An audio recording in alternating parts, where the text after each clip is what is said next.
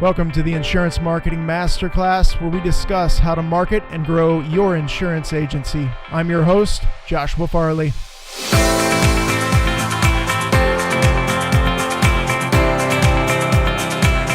In today's episode, we're going to stay on our lead generation discussion, and we're going to talk about driving traffic to your lead magnets.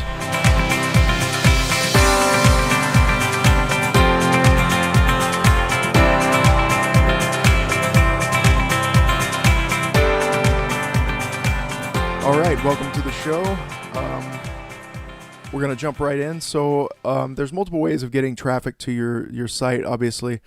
I'm going to talk about a few of them today, and a couple of them I really like. The first one will be ads, and I do like Facebook ads. They're cheaper than Google, first off, and they provide great targeting, and nearly everyone is on Facebook. So it doesn't really matter if it's B2C or B2B. Your commercial lines can also benefit, because reality is even though they're probably not looking for you on Facebook, they are most likely there. And targeting them, like I said, Facebook has great targeting. So, people go on Facebook, they share their lives, and Facebook is kind of big data, and kind of works that backwards to the benefit of the advertiser, which is of course how they're in business and do so well.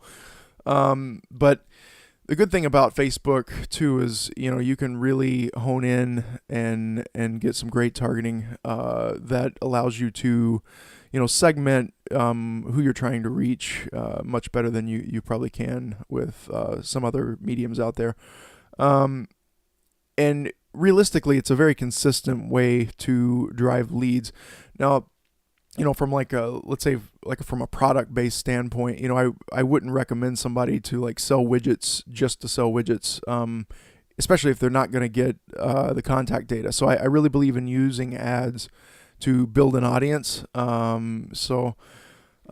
wouldn't. I wouldn't say that's a bad thing at all, as long as you're contacting or capturing their contact data, and if possible, you get not just their contact data, but you get them to also like your Facebook page or follow your social media somehow. If you can kill two birds with one stone, that's a much better way to go. So Google is more expensive than Facebook, but it can be another avenue for traffic, if you're willing to pay for it. And so I did want to throw that in there. It's not a bad way to go. But another way that a lot of listeners may not know of is called Outbrain. Now, this really only benefits you if you are running a blog. So Outbrain is also advertising, but Outbrain does it a little bit differently. So they have, a network of places like the Washington Post, Inc. magazine, and what you can do is you can pay Outbrain to advertise on these sites. So your content, is being distributed to people in your area who are on Inc., and you're being put out there with some of the, the biggest names. So you would definitely want to make it like a content-based. You're promoting your blog post or an article or something, and maybe it's not even on your site. Maybe you wrote for a publication and you want to drive some traffic to that, and in so doing, get your brand out there. So that's kind of like what Outbrain does, and it really can give you kind of a competitive advantage, especially from the sense of giving you some authority and clout when it comes to, just kind of that perception of you're being placed, your content's being placed next to, well-known writers, on Inc. or whatever. So, you can get some good business accounts. I believe that's really the, not to say you can't get commercial accounts also, but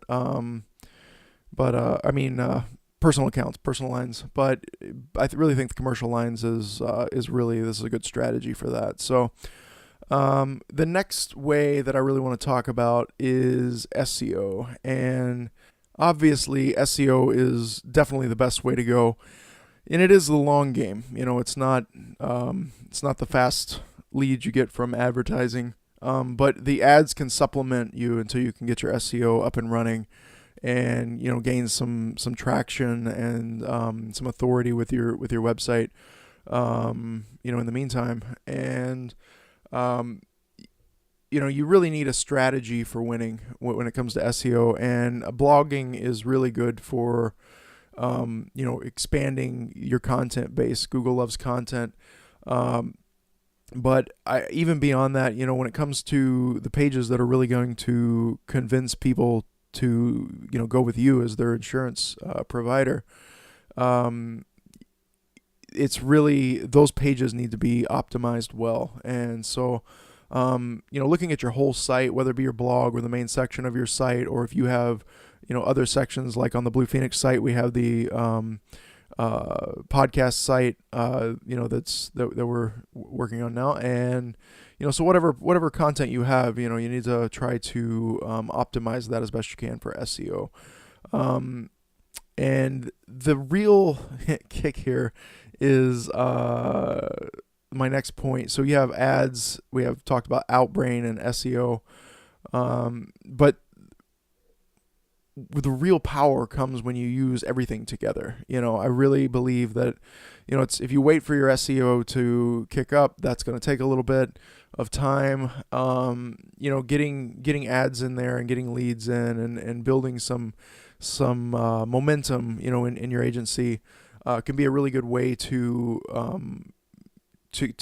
like I said, supplement until your SEO picks up. But even after your SEO does pick up, it's a good way to keep going. And if you have calculated your customer lifetime value, what a lead's worth, then, it still makes sense, even though SEO is, essentially free traffic. Not really, but yeah, it's using everything together in conjunction.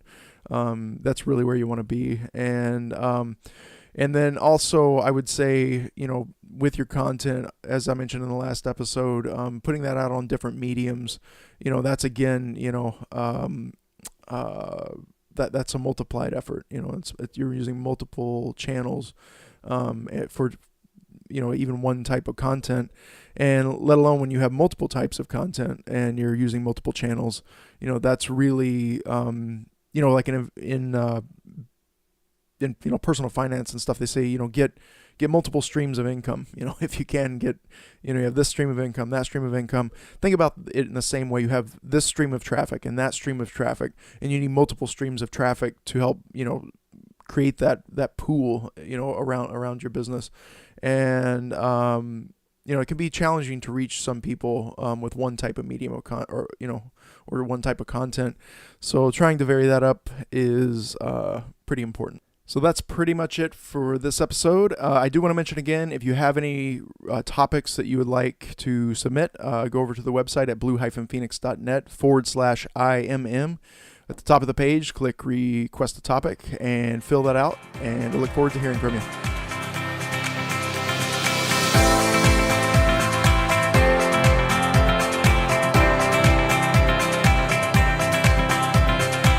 If you enjoyed today's episode, be sure to subscribe, and also go to blue-phoenix.net/IMM. That's IMM for Insurance Marketing Masterclass. Look forward to seeing you there.